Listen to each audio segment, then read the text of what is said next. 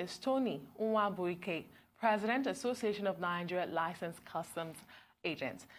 Good morning and welcome to the show. Thank you very much. Good to see you, sir. Thank you very much. Good to see you. Let me begin by, thank you for coming by. Thank you. Let me begin by asking you what you make of this presidential directive. I mean, this is not the first time we're seeing such an ultimatum given concerning Apapa Gridlock. What do you make of it?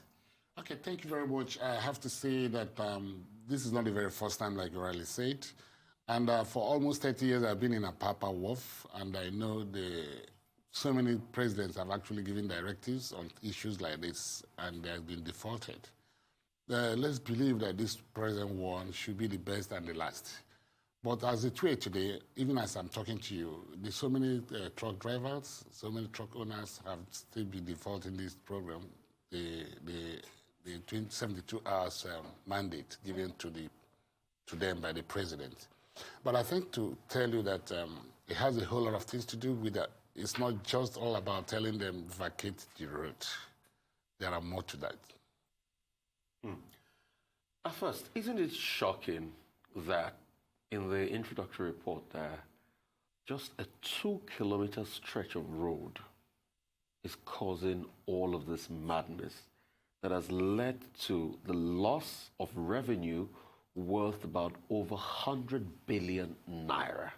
I mean, how much does it take to fix a 2 kilometers patch of road that is leading to all of this mayhem and sort of like unthinkable nightmare in this area? Thank you. That's exactly what I'm telling you, that is much right. Because if you're talking about entrance to the port, taking it from the Apapa side of the port, the area needs to be expanded. Even as of today, they are working on that, but getting to the bridge, you know, the bridge is just 1-2 lanes. It can't be expanded except if you have extra bridge to get to access Apapa. Then the worst nightmare is the one from Mile 2 to Tinkan. From Mile 2 to Tinkan, you have almost 20 tank farms. And we have Tinkan Island Port, we have Gilmadi, we have KLT, about almost 3 or 4 terminals there, with almost 20 tank farms all putting together in a particular route, which is not motorable. So telling the transporters to vacate the roads with their vehicles or their trucks is one thing. Another thing is to put the road in order first, because the road is in a total decay. The Apapa quays of those days we know, because this port has been here for many years, even before, this was the first port the colonialists used, close to about 100 years. Wasn't there any provision for rail to be able to take products out? Because, I mean, we had rail lines in this country. I mean, the Ibadan-Shogbo rail line was built in like 1906. So if it was a port for exchange of products and services, there should be a platform for rail. Exactly. You see, the colonial masters actually did a very wonderful plan. If you get to Apapa Port today, you see train getting to Kaduna and Kano. From Apapa Port, right from there. But as I'm talking to you today, the train has only very few coaches, and those coaches is no more than 20. I'm a director of Inland Continental Terminal Kano and Kaduna, and I'll tell you, we can't even get up to 20 TEUs to Apapa, from Apapa to Kano and Kaduna in 1 week. It was supposed to be something of 200, 300 containers to be offloaded from there to Kano and Kaduna. But I can give it to this present minister here. He's trying, because this is the very first time we are having this kind of experience. Multimedia movement is important. Intermodal. We need to get these things right for the very first time. Using train, using batches, using trucks, all to get the consignments out of the port.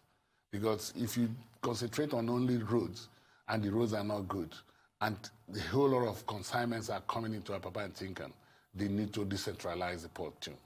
Before we get to that extent, which is what we all hope for there to be smooth runnings of businesses around the ports, let's talk about the situation on ground. Because before this ultimatum, there was also the call-up system of trucks. But we've had a lot of blame games. We've had the NPA blaming the ministry for the bad roads and the cargoes coming in, the loads of cargo destroying the roads.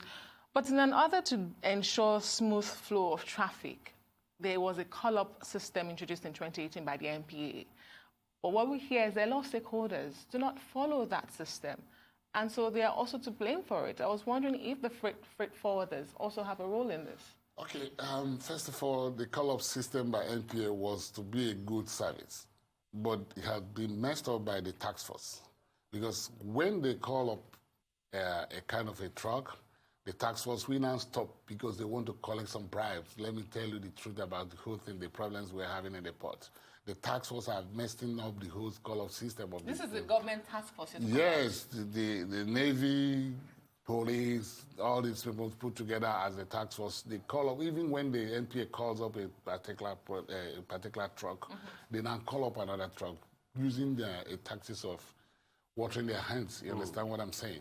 So this is the major problem we have with the task force. Task forces are not actually working in tandem with the NPA and having these problems, congesting the whole roads with on-call trucks. So that's the major problem. Another problem is that the roads are not good. You can't even access the road even when you are called upon. So when you are called upon, it takes you a whole of hours. And before you call upon the first truck, the second truck is actually called upon, and you find out that two of them cannot even access the road. The roads are bad. The roads are extremely bad. How much of an impact has this congestion in the ports and the access roads had on import business? Can you paint a picture for us? Let me say this. Statistically, we are losing a whole lot of millions, billions of dollars and naira, because Nigeria has considered maritime sector as in the second to oil in revenue generation. And as of today, we are losing a whole lot of billions of naira because so many people, so many consignments are tracked in the port, and so many people are not actually using assessment of the port anymore. The demorages are there. People are leaving their containers into the port because they can't access them. Then again, we are actually asking the federal government of Nigeria to give some little facilities to other ports like Eastern ports, South ports, like Warri ports, Port Harcourt ports, Ode ports, then Warri port, to decentralize these things. Because we have a whole lot of things coming to Apapa and Tinkan, and you can access them. And Nigeria is actually losing the revenue. I just want to take you on some rounds of questioning. Number one, this spillover doesn't end in Apapa. It goes as far as even the Surulere Bridge, just in front of the National Stadium, causing big traffic situation. Another funny part is the attendant risk, the accidents that come as a result of that. And secondly, you're talking about revenue loss. We heard reports that some importers started looking at other alternatives, like using ports from countries like Lome in Togo to be able to bring their goods in and then put it into Nigeria through cars and other means. Was that the case? Yes, that's the case because people have lost hope importing from Apapa and Tinkan, and people are actually using neighboring countries to unapproved routes either. So people are resorted in smuggling of goods and services into Nigerian business world. So it's becoming a whole lot of mess because federal government of Nigeria has not put in enough effort in doing things that they're supposed to do in Apapa and Tinkan ports. I'll tell you the truth because even concessionaires of the port, the concessionaires are not actually doing much. What they do is to get their revenue. Who was the port concession to? There's so many people like APNT, like ICL, some other people like TICL, and only one indigenous company is working there like CFAX. Other ones are foreign companies. There's been so much talk, when you talk about diversion of maritime businesses to neighboring countries and sub-region, they talk about the single windows platform, which operates functional in those countries. It makes for competitiveness and, of course, operational efficiency of their ports. We don't have a single windows. There's been so much talk about it. Who do you think is afraid of operationalization of a single windows in Nigeria? What is wrong? Why can't we have that? What is wrong is simple, is because Nigeria is so fond of bringing processes that does not work. Single windows, yes, because Nigeria has not been fully integrated with the neighboring countries. Last 3 weeks, I learned that Nigerian custom services are actually trying to interface with the Cotonou and the Lome custom units. Single windows in the sense of if where Fontaine has actually been working very properly, they would have done that properly up to now. But the issue of single window is not the problem. The problem is how do we assess our Nigerian routes? Even when you get the consignment to neighboring country, from neighboring country to Seme, for example, how do you assess? Have you ever been to that road? Let's assume that we're going through the land border posts and we're using Seme as a point of case. Can you assess from my 2 to where we called Alaba to get to Badagry if that road is a death trap? Well, but only recently, the African Development Bank was talking about building a West African superhighway, about $5 billion that goes straight from Lagos to the Cote d'Ivoire capital in Abidjan. I mean, how will that help as regards this access you talk about? Yes, it's going to work if they actually want to do that right, because for me today, the practical thing is that nothing is on ground for now. What you see on ground is the dilapidated roads that has been built by the colonial masters. Earlier, you talked about the congestion of the Lagos ports by opening up other ports, such as the Onne, Warri. There have also been talks about dredging because of the rafts, which are not deep enough. But there are those who will argue to say that as an importer, you cannot ask me to take my goods to so far a place just because you want to decongest Lagos. I will bring my goods to where it's closer for me, where it's, it's reasonable for me. Yeah. So that argument, does it stand, really, for those who say you have to develop Lagos? You cannot use Warri, Onne, and the rest of them as an excuse not to develop Lagos. Okay, let me give you an example on the scenario of all the whole thing. Like, I can tell you my session has almost 18 chapters. And I'll tell you that almost, the statistics have shown us that almost 30% of the goods cleared here are going to East, for example, Onitsha and Aba. 30%? Yes. And I'll tell you, they really want to come, but because the roads are very bad, because if you clear from here and you take it to Onitsha, the roads are extremely very bad. And if you take it to One, for example, that's the only port as at now. Recently, they are now started using Area 1 port, which is the main port in Port Harcourt. But they need to dredge like Onitsha to use barges to bring the consignment there. Because I will tell you, the Anambra State government sometime last time was trying to do a kind of bonded terminal, which will be open this time. With such things open, on purely inland container terminals open there, then we have a decentralized area. Then again, many of these consignments supposed to go to the east, but because of the freight differentials, for example, if you give a customer a very good freight differentials, he can take Port Harcourt. For those goods who are actually going, visiting to Aba, Onitsha, Port Harcourt, Owerri, and Makurdi from the other side. And I'll tell you, even from Abuja, Abuja is not importing from Port Harcourt. So there's nothing wrong, but because of the road network and because of the road infrastructure that is so decaying now, they choose to use Lagos, not because the Lagos is the closest port, not because the Lagos is and again, you have to think about the quality of supply and demand, actually, where do they really want the consignment. Yes, good number of them needs Lagos. But I must tell you the truth that if being well decentralized and giving very good packages, they will use the other ports. Let's talk a little bit about this infrastructure, because, you know, it's shocking that we're talking about Port Harcourt not working. And hear the word, Port Harcourt. The port city of Iguacha before, named after Lord Harcourt. Exactly. And that used to be a mainstay of the Nigerian maritime sector many years ago. What advocacy have you done as regards, you know, all these other ports? My brother, that's what I'm telling you. The negligency about the maritime sector is too high. The federal government must have to come into this sector. This sector needs government presence.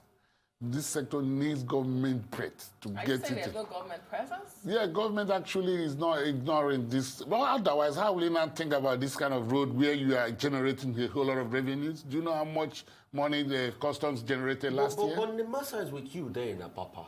Yeah. And we hear a lot of cabotage fees and other fees like that. And the revenue, what has been done? Yeah, it's even the cabotage you're talking about. Cabotage law has not been fully implemented. You know what cabotage is all about? Cabotage is when Nigerian indigenous vessels or a flagged vessels are moving from one coast A to a coast B, using Nigerian employees and the Nigerian workers to work on there. But these days around, we still have what we call ministerial waiver. Even the foreigners are still operating that. So those areas are the places I want federal governments to look into it critically. They need to look into it critically, use the right people to do the right things in the port. What are the other challenges? I mean, we've talked so much about bad roads, access roads to the ports. What are some of the other challenges freight forwarders are facing in the maritime industry? Too many challenges, too many challenges, too many government agencies in the ports doing overlapping businesses, overlapping works with the other things. Sun is doing overlapping work with NAFDAC. NAFDAC is doing overlapping work with the health officers, ports. Then customs, duplications of units, police doing the same thing like customs, even trying to do examinations of cargoes, even on the high routes.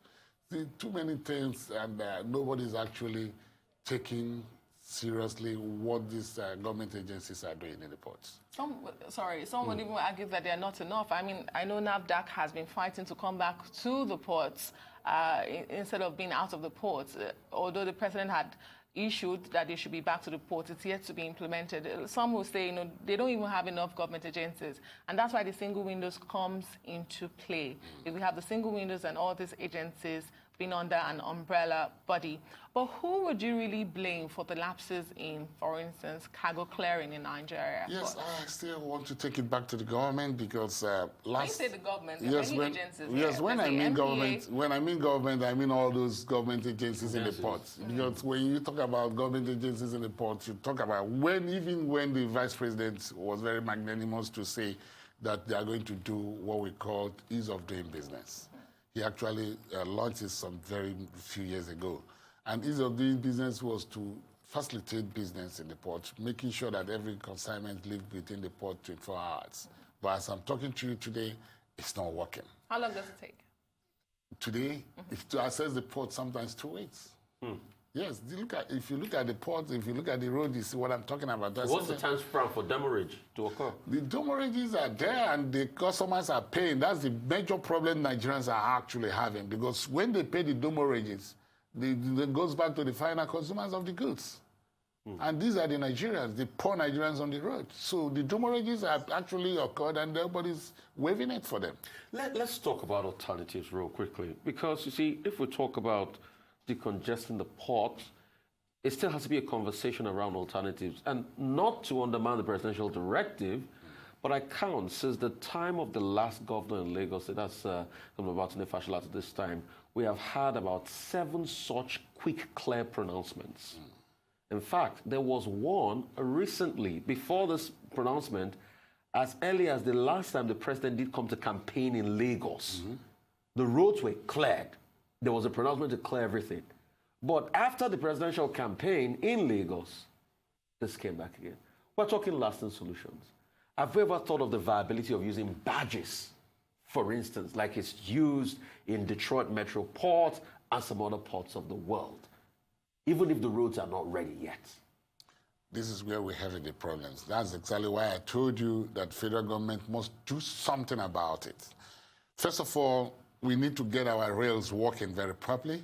We need to do what we call water transportation. Water transportation is using these badges we're talking about. But it's not working because we don't have enough badges. We don't even have the securities in the ports. Even the NIMASA is actually trying to put the safety on the seas. But you can understand that even the piracy is actually on the high level too. So putting all these things together, it still boils down that federal government of Nigeria needs to do something very drastic on the ports. Well, the president is going to be sworn in tomorrow for a second term.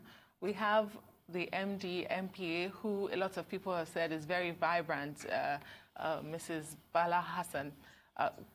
On 29th, beg your pardon, not tomorrow, 29th, what is your demands?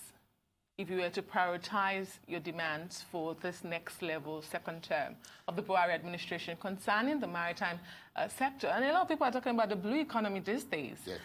moving away from oil. What would be your demands? Yeah, our demand is that we should put Nigeria out of these import nations, making sure that we, in as much as we are freight forwarders, we need a very vibrant economy from local industrialization. We need to actually believe that this country will produce the things they need. And we actually believe that the system must work and people must be strict and adhere to the principles of import guidelines and procedures. It's a simple thing. Once you do the right thing in the port, once you believe that we are going out of the oil to get things done within ourselves and they actually produce exactly what we need and reduce this level of high importation of other things that are not necessary, it is important too. Well, let's also look at a factor we might have missed while we're having this conversation. The role of the industries around the port. Because when you go to Apapa, from Liverpool area to everywhere, it's like a big industrial hub. And it's a potpourri, it's like a potpourri of disaster. You have headquarters of newspaper firms, and like you have tank farms. Publication. Is it still there? Yeah. Yes, you have headquarters of newspaper firms, you have factories, you have tank farms. Was there any thoughtfulness around this? Because it looks like a potpourri. We don't pray for anything happens in a tank farm. The industry is there. They all go down. My brother, let me tell you, so many companies have relocated from Apapa because of fear of unknown. I'll tell you, if you have something like 20 to 25 tank farms clustered in a very less than 3 kilometer plates or 5 kilometer plates, you consider it very dangerous because you don't know what is a disaster waiting to happen. And again, there's no road to get out of it. If you look at it, just single road out of Apapa and a single road out of Tinkan, just 2 roads from 2 major ports and a concentration of almost 20 tank farms. So it's very risky. So many companies have actually relocated their offices or head offices from Apapa. Even our little companies are relocating from that area to even Sulere, PI, and Lekki. Because it's going to work, nobody knows what is going to happen tomorrow. And nobody is actually taking that in as his own priority to make sure that things like this will not work. Well, thank you so much, Mr. Tony Nwabuike, President, Association of Nigerian Licensed Customs Agents, for coming on the show.